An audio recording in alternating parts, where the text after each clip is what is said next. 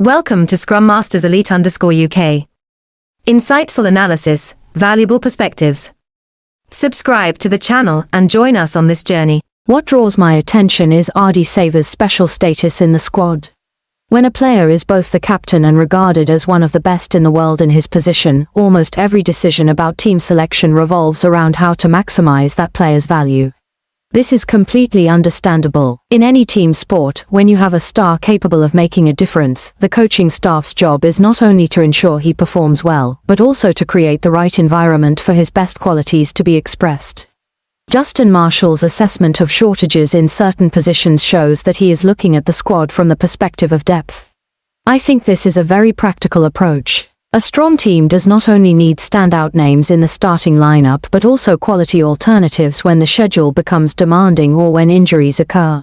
Major tournaments are always a test of endurance for the entire group, not just the starting players. When Marshall expressed surprise and suggested that the current squad might not have enough firepower, I sensed the concern of someone who has experienced elite competition. He is not only looking at what the team currently has but also considering difficult situations that may arise in the future. This is worth reflecting on, because in sport, preparing for problems before they happen is always more important than dealing with the consequences afterward. I am particularly interested in Kieran Reid's view on the players who do the hard work in the team. This is an angle that many fans sometimes overlook. Players who can score, break through, or create moments of brilliance often receive a great deal of media attention. Meanwhile, those who constantly engage in contact, contest possession, support defense, or perform less visible tasks are mentioned far less often. But it is precisely those people who form the foundation of the entire system. When Reid asked whether the team has players who can handle the ball well, but also enough people willing to do the unseen work, I think that is a very insightful observation. A team made up only of individuals who want to make a personal mark will struggle to function effectively. Team sports require clear role distribution. Some score, some create, some defend, and some do the work that rarely appears in post-match headlines. I also feel this is a lesson closely related to life. In study, work, or group projects, success is often associated with a few prominent faces. But if you look closely, behind them are always people providing quiet support. These individuals may not receive much praise, but their presence is crucial. Not everyone needs to be the center of attention. Sometimes the greatest value lies in simply fulfilling your role well. The discussion around Ethan Blackadder also gives me a lot to think about.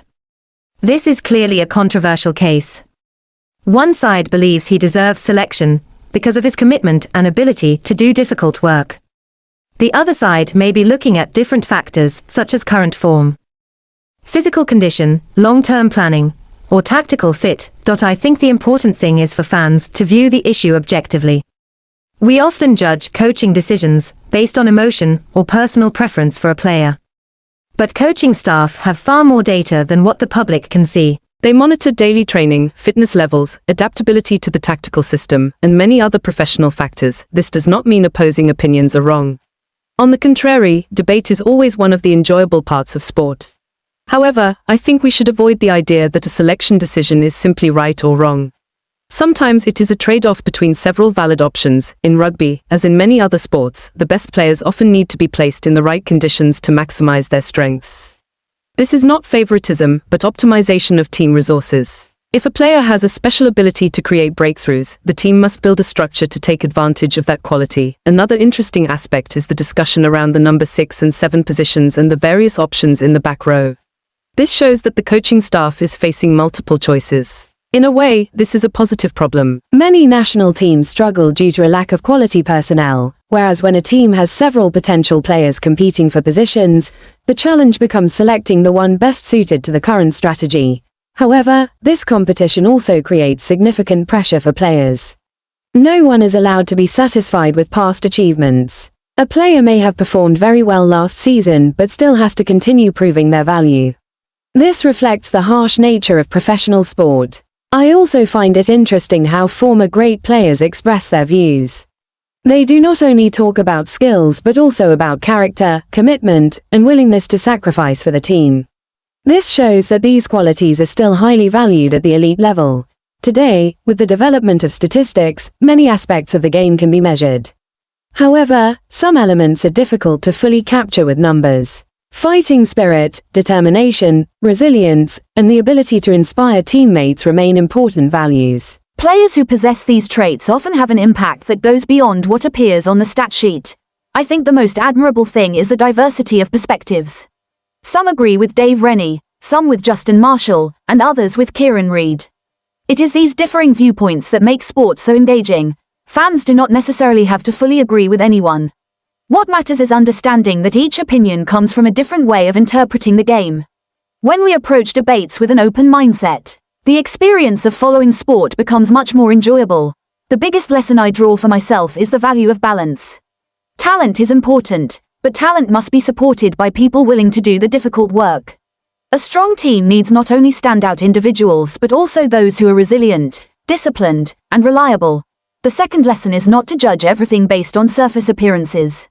A less mentioned player is not necessarily less valuable than a star frequently featured in the media.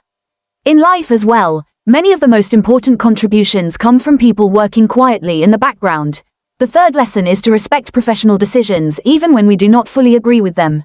Debate is necessary, but it should be based on reasoning and respect rather than emotion.